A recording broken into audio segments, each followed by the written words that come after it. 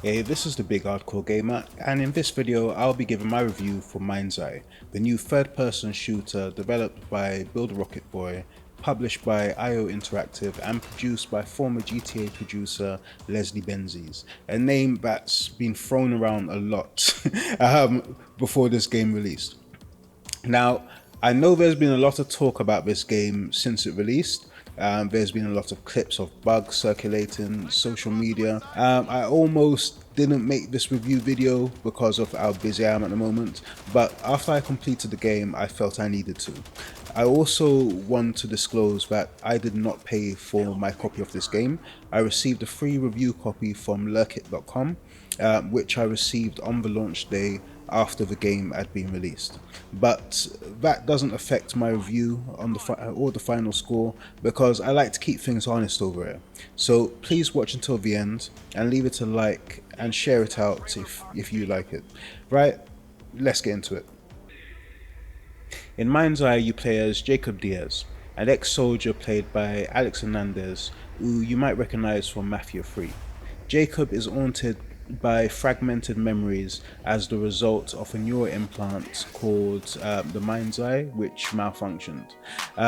He heads to the fictional desert city named Red Rock, which is modeled on Las Vegas, to start a new job at Silver Corp, where he can investigate what happened to him.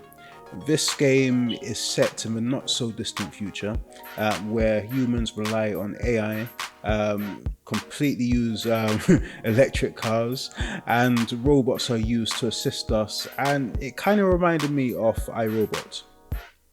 The story is short, which I actually didn't have a problem with, because I am literally drowning in long games I'm trying to complete, so having a short one really wasn't a problem for me. What I did have an issue with was how cutscene heavy the story was.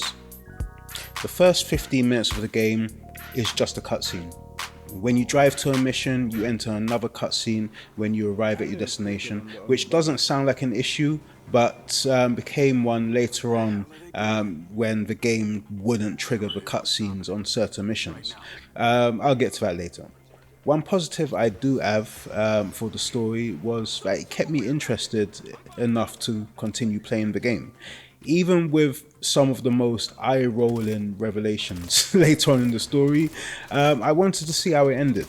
This definitely isn't the best written story, but I actually wanted to see how it would end. You know when you're browsing through Netflix for something to watch, and you find that unheard of, foreign action movie that doesn't have the strongest plot, but is strong enough to keep you interested to see what happens? This is basically the game for a version of that. Right, so now let's talk about the things I actually liked about the game. The shooter actually felt really good. Now this is probably because I was playing with the DualSense controller plugged into my PC, and I could feel every gunshot from the different weapons through the adaptive triggers on the controller.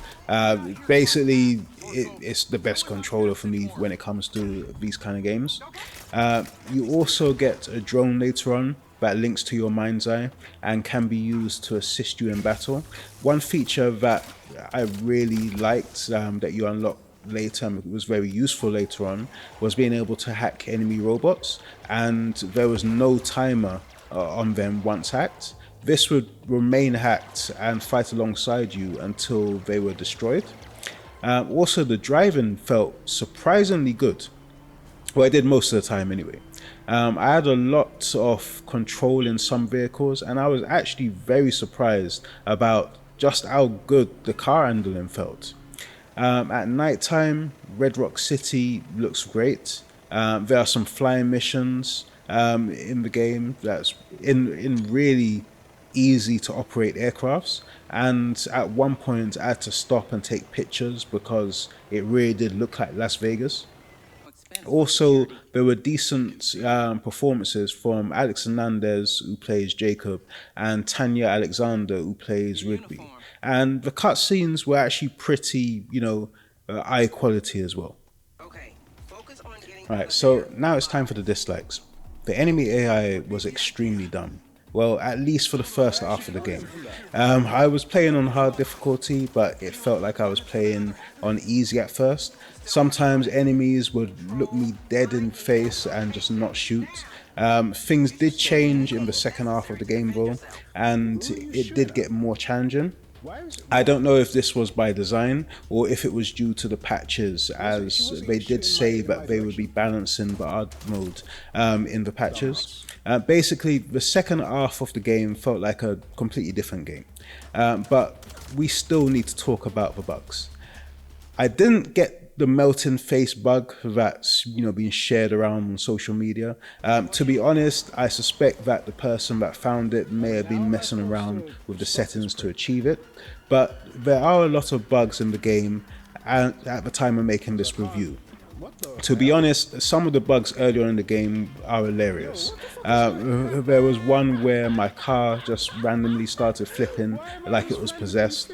There was another where an enemy walked past me and started shooting at me through his body. There was a road rage incident where after a very light tap between two cars, the driver got out of one of the car and just started shooting at the other driver. I honestly don't know if this was a bug or just an extreme road rage mechanic, but it made me laugh. And there was a section where vehicles were driving into a pit during one of the missions. All these bugs were entertaining to me. What wasn't entertaining though was when I was failing missions because of bugs. There was a mission where I drove a long distance just to fail as soon as I got out of the car and I had to do it all over again. There was another mission where the location on the mini map wasn't clear about where I needed to go, and I would just get a message saying I abandoned the mission when heading out of bounds. In other games, you would usually get a warning to return to the mission area, but no, not in this game. It just failed the mission and made me do it all over again. I don't know if this was a bug or just bad mission design. Apart from random road rage you find around the city and the occasional traffic jam, the city feels really lifeless. Now, this isn't an open world game, even though there's a lot of driving. It's a linear game where the vehicles are there to just get you to mission objectives. But when driving through the city, there really isn't anything going on, and there's no police to come after you if you decide to go on a killing spree. I was running over NPCs with my car at one point, and nobody came after me. The driving may have felt great, but driving to and from mission objectives, like, were really long and boring. Some of these journeys would take up to 4 to 5 minutes to get to, and which made the mission failing bug I mentioned a moment ago that much more annoying. And this is a 4 to 5 minutes drive without any music because there are no radio stations in the game. What you will get are other characters calling you to tell you to hurry up and get to your objective. Now, during my launch day live stream, I was actually getting really annoyed by this during the early mission. Now, when driving, the waypoint would sometimes disappear mid-journey as well, and you'd have to figure it out, until you got a new waypoint. There was a really bad stealth mission that almost caused me to uninstall the game. MindsEye almost got the did not finish rating because of this poorly designed mission. Look, I love stealth missions when they're done right. This was not done right. It's a mission just past the halfway point of the game where you have to sneak past a load of slow-moving robots into a building. You can't distract them, you can't hack them or stun them, and if you try to do this, you'll instantly fail the mission and get sent back to the last checkpoint. I played this section after a long day at work, and I had less patience than normal and felt drained when I finally completed it. The next couple of things I'm going to talk about are mild spoilers, because I'm talking about a mission that made no sense and an enemy that should have been a boss fight, but wasn't. So I'll add a couple of timestamps in case you want to skip it. So first of all, there's a mission where you have to assassinate a character from earlier in the game. You're given a sniper rifle and told to go on top of the roof of a building to shoot him when he leaves. Problem is, there's a lower rooftop, obstructing your view from the target when he walks under it. So when I found out that I couldn't get a clean shot, I sent out my drone to stun him so that I could move into a better position and finish him off. Me stunning him, which at that point in the game I hadn't killed anyone else, it counted as a kill and I achieved the mission. This assassination wasn't brought up again later and had no impact on the story. It was just pointless. Also, the main villains revealed later in the game. Okay, so one of them was talked up by one of the other characters. He talked about how hard he would be to kill and how he was basically a machine now, just barely human. I was expecting a boss fight. What I got was a cutscene. There were missions where it wasn't clear what needed to be done. One example of this is when I needed to push a button at a terminal in one mission, but it wasn't clear where I had to do it because it wasn't highlighted until I got really close to it. This is likely a bug, but it was really testing my patience.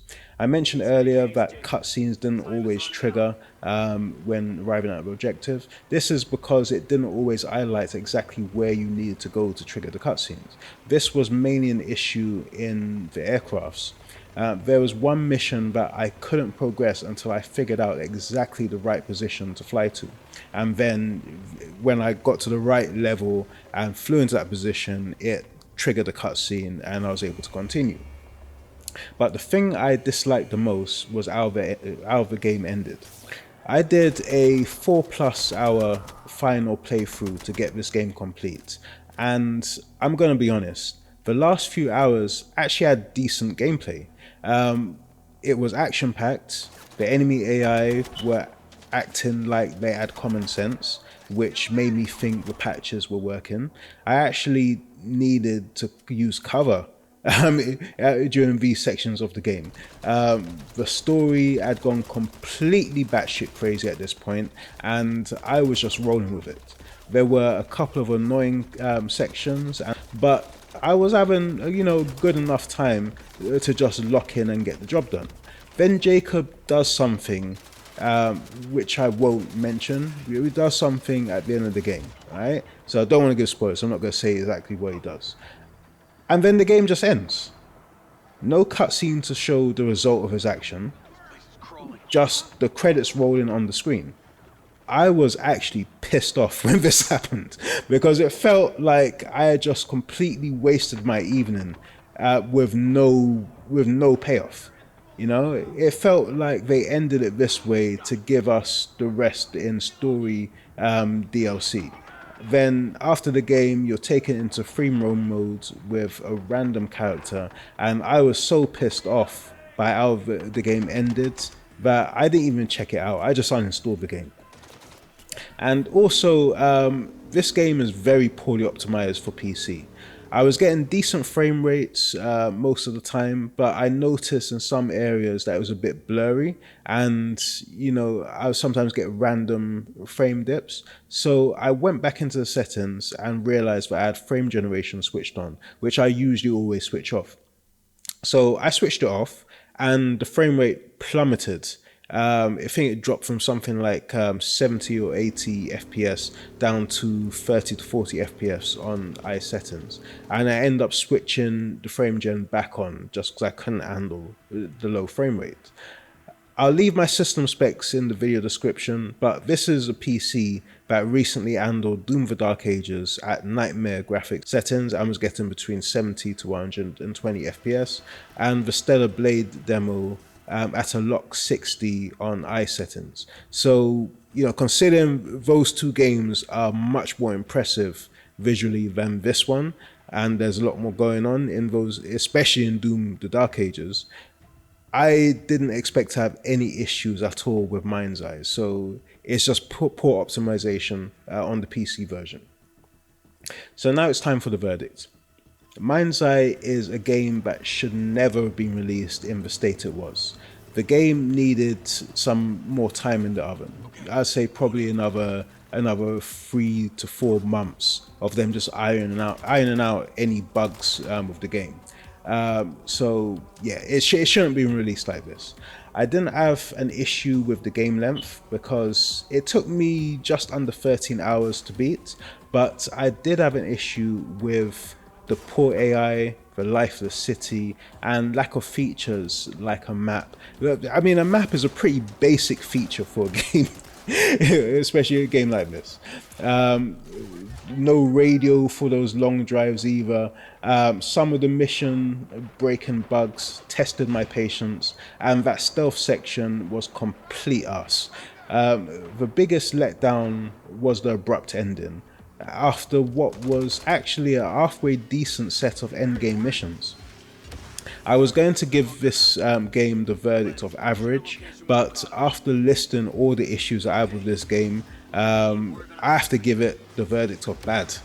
Now, in case you are seeing this review a few months or a year later, this review was written at the end of the launch week on Saturday the 14th of June 2025.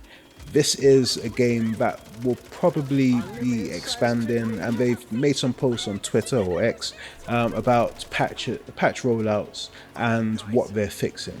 But in its current state, this is the verdict I'm having to give it, and I can't recommend it until they've at least fixed the issues with the game.